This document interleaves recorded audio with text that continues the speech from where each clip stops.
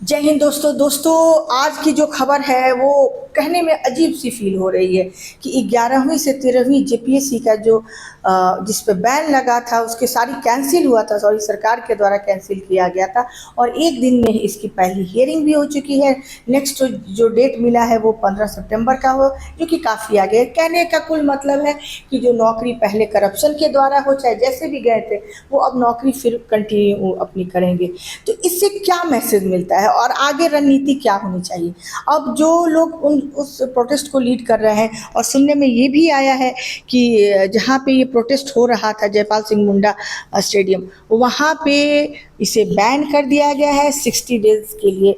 इसे किसी भी धारा 144 शायद लागू कर दिया गया है कि कोई भी 4 से ज़्यादा लोग इकट्ठा होते हैं तो उन पे एक्शन होगा। कहने का मतलब गवर्नमेंट कहीं ना कहीं ये प्री प्लानिंग हो चुकी थी, ऐसा होगा, कोर्ट में जाएगा। अगर ऐसा नहीं होता तो दो बातें बिल्कुल नहीं होगी। अगर गवर्नमेंट की मंशा साफ होती तो वो दो बातें शायद नहीं होती।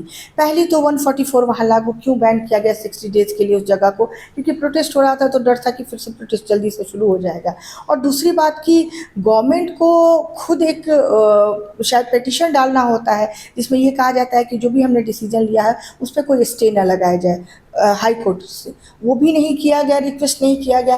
तीसरी बात कि जो भी एक टॉप लॉयर्स होते हैं, एडवोकेट होते हैं गवर्नमेंट की तरफ से, उनको भी पेश नहीं किया गया। शायद सुनने में आया है कि कोई जूनियर लॉयर्स थे, उनको वहाँ कोर्ट में पेश किया गया, मतलब कोर्ट में उन्होंने पक्ष रखने के लिए सरकार की तरफ से गए। तो सरकार कहीं ये गलतफहमी में शायद ये मैसेज दे रही है कि आप लोगों के लिए मैंने एग्जामिनेशन सारे जितने भी करप्शन के टीडीपीएल से जुड़े मैटर थे उसको मैंने एक्शन लेते हुए उनको रद्द भी किया, और दूसरी तरफ उनको नौकरी भी करने दिया जा रहा है। दोनों तरफ खुश करने की कोशिश की गई है।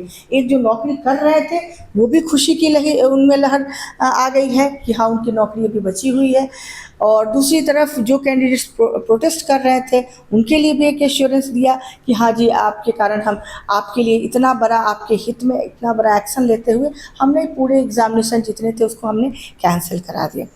तो सरकार की मंशा पे प्रश्न उठना तो वाजिब है। अगर सरकार की मंशा ठीक भी हो तभी भी इस स्थिति में प्रश्न उठना एक वाजिब सा सवाल है। और दूसरा जो मुख्य प्रश्न है न्यायपालिका पे है कि क्या न्यायपालिका अभ्यर्थियों के हित के लिए काम ये सही है?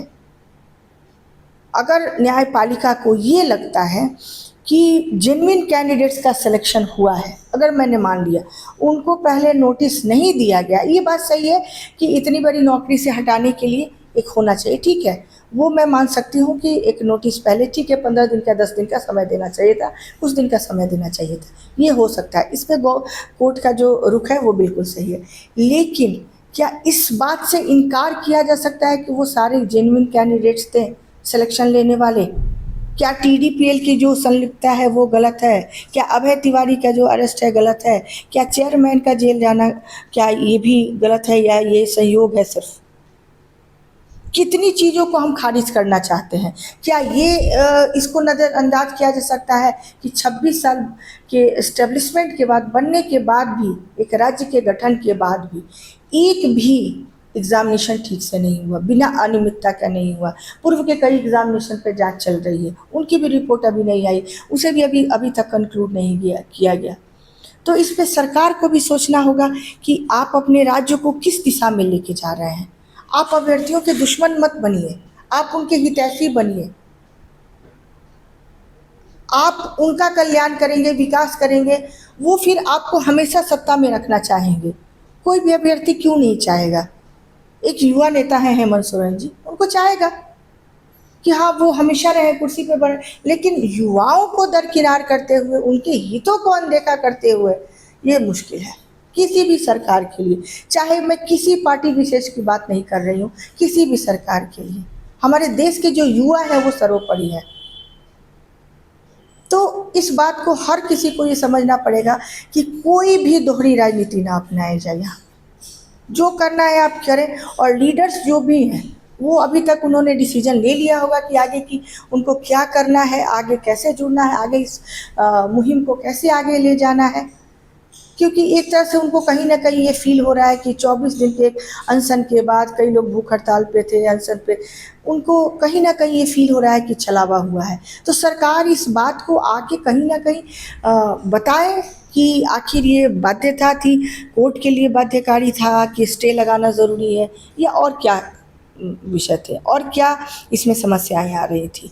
और कहीं न कहीं इन चीज़ों को थोड़ा ठीक करना भी ज़रूरी है।